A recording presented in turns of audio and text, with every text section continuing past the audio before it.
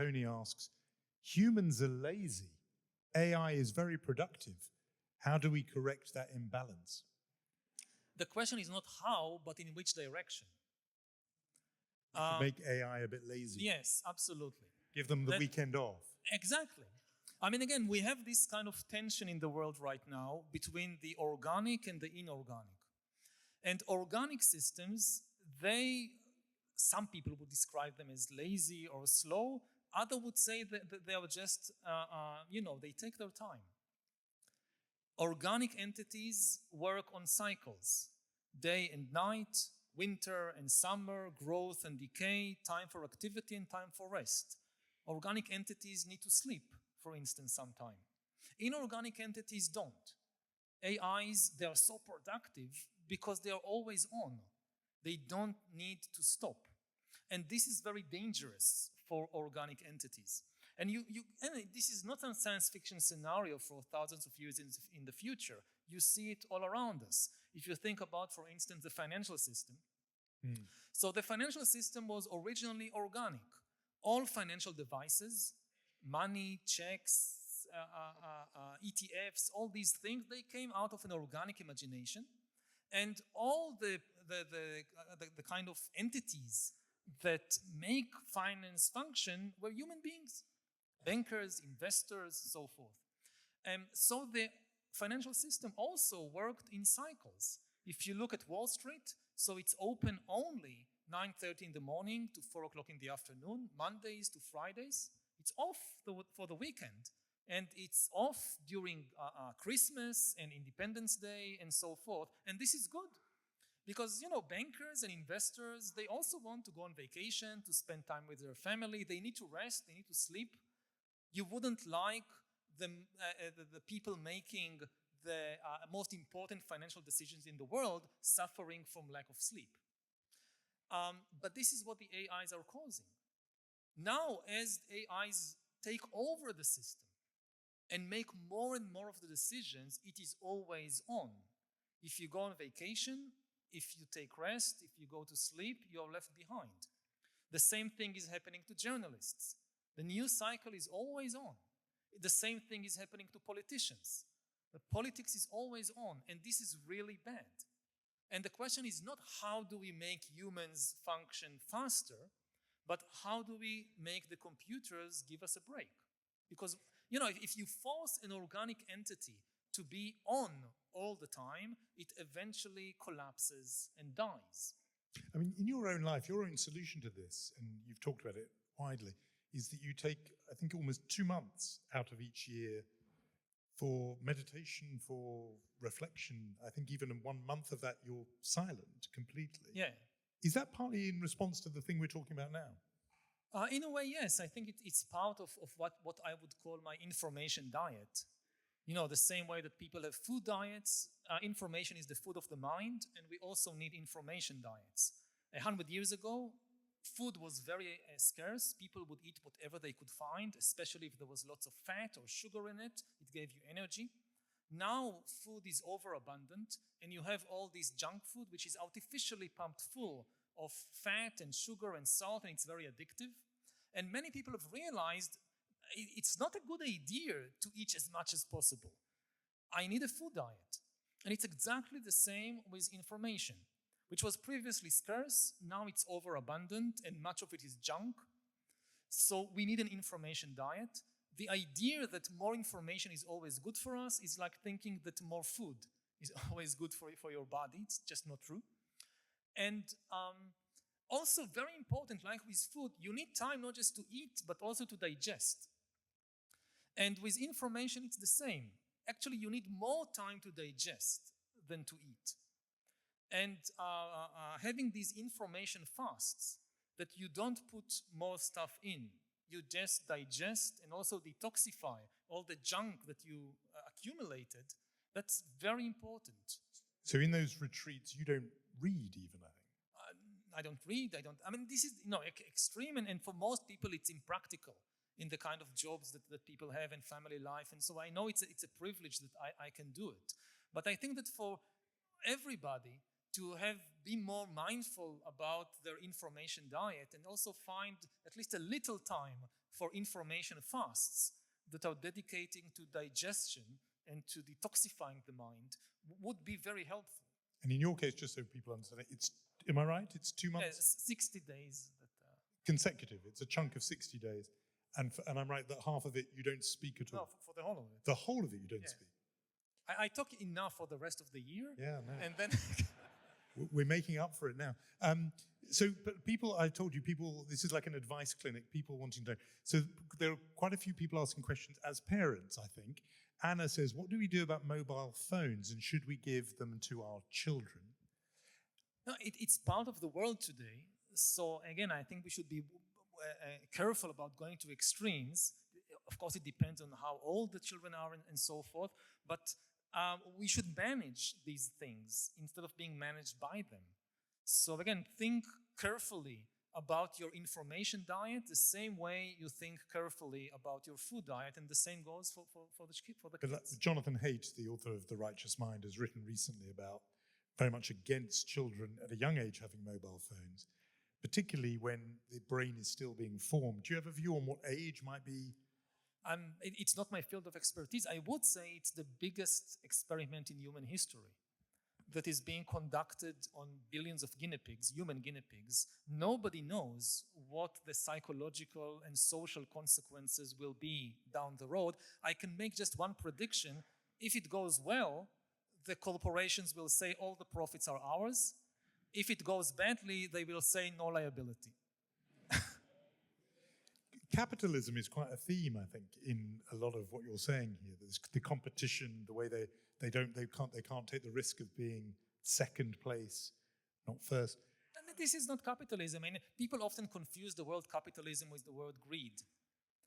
It's not. I mean, the same kind of accusations that people make today about capitalism, they made 2,000 years ago about greed, when there was no capitalism. There is a big misunderstanding about what the word actually means. And I would say that the basic idea of capitalism, which makes it different from other types of greed, is that previously people thought the world is a pie of a fixed size, and we fight each other to get a bigger slice of the pie. That's greed. And the big idea of capitalism is that capitalism says we can actually make the pie bigger. We can even cooperate to make the pie bigger, and then everybody gets a bigger slice. It doesn't have to be that my bigger slice comes at your expense. And this has been one of the most revolutionary, not just economic, but also ethical and political ideas in modern history. And the big question is it true? I mean, again, I described the idea. There is a huge discussion. Is it really working like that? Yes or no? But we should understand what we are arguing about.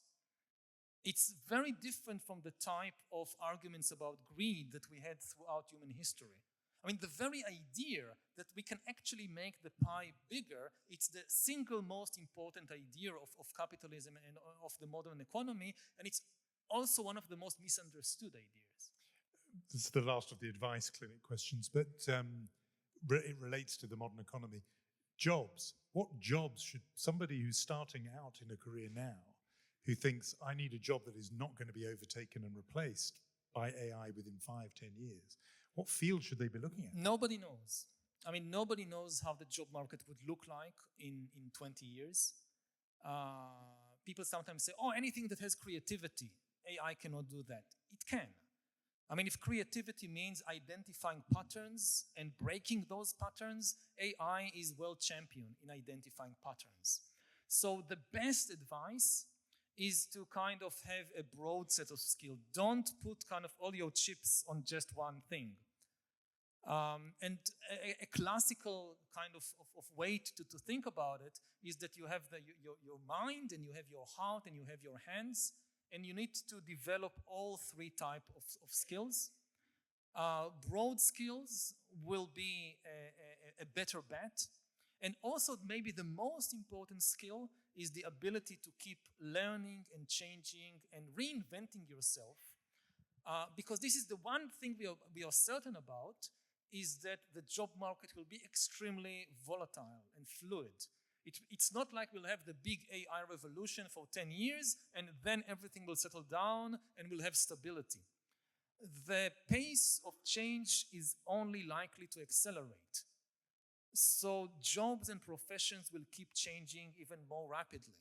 And the most important skill, if you don't want to become irrelevant, is how do I keep learning and changing and reinventing myself when I'm 40 and 50 and 60 and so forth. So adaptability and flexibility becomes a great skill. There's a couple of sort of almost philosophical questions. We're moving into, I think, our last 10 minutes or so. But Matt says, truth. You keep mentioning truth as the most important requirement for information networks to succeed. But who or what determines what is true or the truth? And another question said, how do you distinguish knowledge from information? These are quite philosophical questions, but they are some of the terms we've been using this evening. Yeah, so a lot to say, to keep it brief. Institutions. The truth, to find out historical truth, scientific truth, what is the truth about the economy, is it improving? It's not something that individuals can do on themselves, by themselves. If I look at my field of history, like how I wrote this book, how do I know that what I write about the Stone Age or the Middle Ages is true? I rely on the work of many, many other scientists and scholars. Science is a team sport. I don't conduct any archaeological excavations by myself. I don't know how to analyze ancient DNA by myself. I don't know how to read most of the human languages of the texts, of the sources that inform my history book. And then the question becomes, so how do you know which institutions to trust? And I think this is the most important question here. The brief answer is that trust institutions with strong self-correcting mechanisms. Trust institutions that have inside them mechanisms for identifying and correcting their own mistakes. Institutions that when you ask them, can you give me some examples of mistakes that your institution made, they have a long list they are willing to share with you. If an institution says, no, we are never wrong, never trust that institution. The hallmark of a scientific institution, basically the only thing that scientific journals publish is corrections, is things that previous scientists either got wrong or didn't know. If you think about the Nobel Prizes they just gave, what do you get Nobel Prize for? Not for saying that Einstein was right. You either get it for saying that Einstein was wrong, I discovered something that was wrong in the previous theories, or something new that Einstein didn't know. And this is the hallmark of a trustworthy institution. Part of the crisis in the world today, especially of democracies, is that you have this kind of worldview, both on the left and on the right. You can hear it from Marxists on the left and from populists on the right, that they discredit all institutions because they have this kind of extremely cynical view of human nature, that the only reality is power, that humans are only interested in power, that all institutions are just these kind of elite cabals that try to gain more power for their members. So whenever somebody tells you something, the question to ask is not, is it true? Nobody cares about truth according to this worldview. The question to ask is, whose privileges are being served by what you just said? Whose interests are being advanced? And so journalists don't care about the truth. They are just, again, a conspiracy to advance the privileges or the interests of this group or that group. Scientists are the same. Judges are the same. If you have this worldview, then you lose trust in all institutions. You can no longer know what is true and what is falsehood. And then democracy cannot function because democracy is built on trust. The only thing that can still function is a dictatorship, because dictatorships don't need trust, they rely on terror. So often people who kind of have this view, they think that they are speaking truth to power and they are liberating the common people from the tyranny of these institutions. they often don't understand they are paving the way to dictatorship. Because if all these institutions are untrustworthy, and if they collapse, the only choice left is anarchy or tyranny. And the last thing to say about it is that this view is not just dangerous and cynical, it's also simply wrong. Humans are complex entities. Yes, humans want power, but it's not the only thing they want.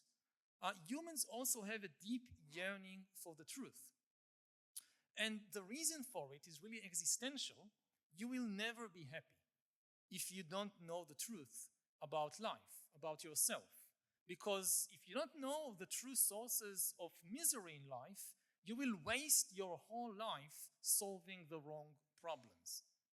So on a very deep level, I think all humans, or almost all humans, have an authentic, honest yearning for the truth, which is also why, whether it's institutions or whether it's just a person that we met, we should have a more charitable and generous attitude towards what people are saying. That the first question to ask is not how does they try to manipulate me. Try to find a more charitable interpretation of what this person is now saying. Joe Fletcher, who's on the right balcony, says, "Hi Yuval, your books have greatly influenced me, but what book has influenced you the most?" Oh, the most? Oh, I'm not sure about the most, but a couple of books that really influenced me is Guns, Germs and Steel by Jared Diamond, who kind of really was an eye-opener, not just because of its content, but really its form, which I copied. Again, going back to creativity. So this idea that you can actually write these scientific books, scholarly books, about really big subjects. And another book that really influenced me was Chimpanzee Politics by Franz de Waal, which describes the politics of a chimpanzee band and really changed my view not just of chimpanzees but also of humans and human politics. We get the link. We've wrestled with so many difficult philosophical questions, really some of the most challenging questions. So I thought I'd lob you a really easy one. What's the long-term peace plan for Israel-Palestine? Oh. I think we really need to start thinking about it from a philosophical level, because the key problem, at least as far as I understand, with the conflict in my homeland, is the denial of reality. That the ability of the human mind, I said that humans have a deep yearning for the truth, but I also said earlier that the truth is often painful and complicated, and therefore humans often deny reality. And at the basis of the Israeli-Palestinian conflict, there is a denial of reality. That a lot of Israelis will simply deny that there is a Palestinian people. With a straight face, they will tell you, no, there is not a Palestinian people. And there is a denial that there are more than 7 million human beings between the Mediterranean and the Jordan River. Like Israelis, they are same human beings, same biology, same biological needs, same basic emotions, and they also have a right to exist, and not just to exist, but to exist in prosperity and in security and with dignity. And then you go and speak with many Palestinians and you will hear the mirror image, the same denial. They will, with a complete seriousness, they will tell you Jews have nothing to do with this land. That, 3,000 years of Jewish history, complete denial. That these are just some European colonizers that came one day. And they will tell you that also, the deny that there are 7 million people, most of them were born here, they have nowhere else to go, and they also have a right to exist in security and in dignity and in prosperity. And both sides are terrified that the other side wants to destroy us. And both sides are correct. They are not paranoid.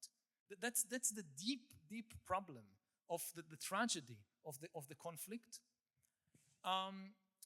Which is why whenever any attempt is made to make peace, people on both sides suspect rightly that they are not real, they don't really want peace. This is just some temporary arrangement because they are now too weak to destroy us. But once they have the power, they will destroy us.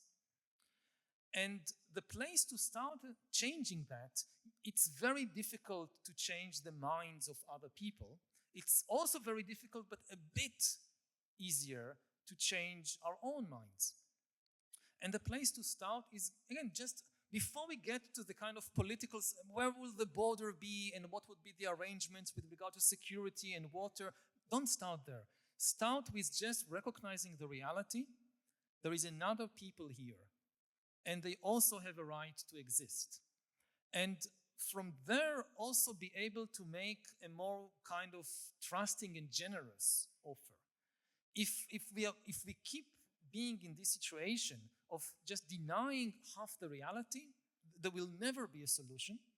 And this is, of course, true not just for the Israeli-Palestinian conflict, but for conflicts all over the world, that it really starts in the mind. Human conflicts are rarely about objective things like land. We think they're about land, they are not. They're about mental constructs. Like between the Jordan and the Mediterranean, there is enough land to build houses and hospitals and schools for everybody. But what happens is that, reality is very big and complex, and the mind is very narrow. And there are many things in reality that we find hard to contain in the mind. And then what we do, we try to destroy them in reality.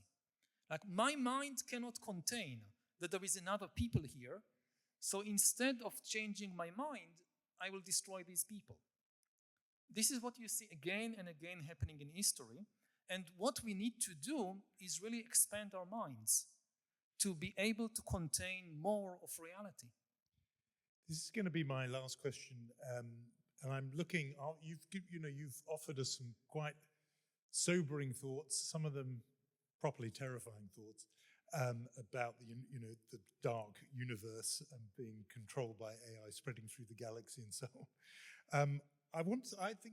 But there was something contained in one of your answers about the light of consciousness, which I think goes to this question.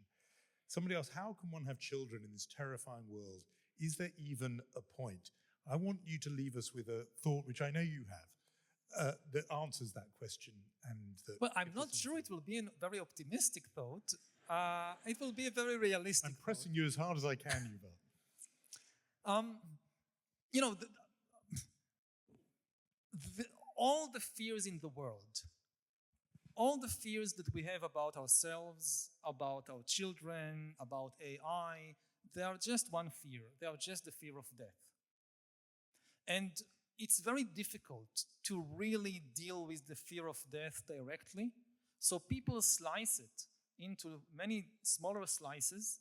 And on one slice, they put the Israeli-Palestinian conflict. And on another slice, they smeared AI. But it's really all the same basic fear. And the basic fear that people have about bringing children is always the same. I'm bringing into this world somebody that will one day die. Maybe it will be in the big AI apocalypse. Maybe it will be in the Israeli-Palestinian conflict. Maybe they'll fall off a tree. Maybe they'll die of old age at 95, but they'll still die. And do I want to take responsibility for that? And nothing in the world of today changes this basic question, this basic dilemma. It was the same 500 years ago and 1,000 years ago and 2,000 years ago. So it's not really a question about, climate change and AI. It's always the same question. And there are different ways that people think about it. One way that people think about it is that I'm creating this being, so all responsibility, in contrast to the corporations, I take full liability. I decided to create this being and bring them into this reality, so anything that happens to them, including their ultimate inevitable death, is on me. Another way that people think about it is that I'm not creating it. There is some kind of creative process or force, and in different religions and different philosophies describe it in different ways.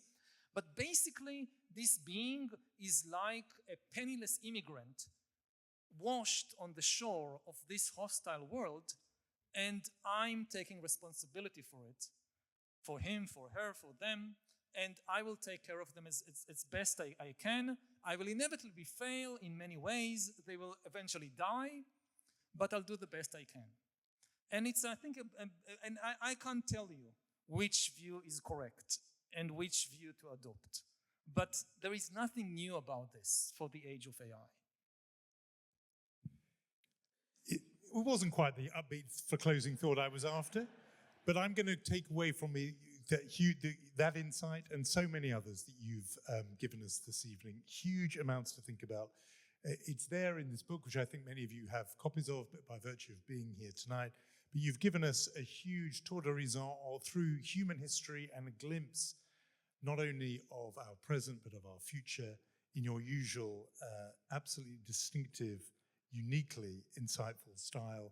Ladies and gentlemen, join me in thanking Yuval Noah Harari. Thank you.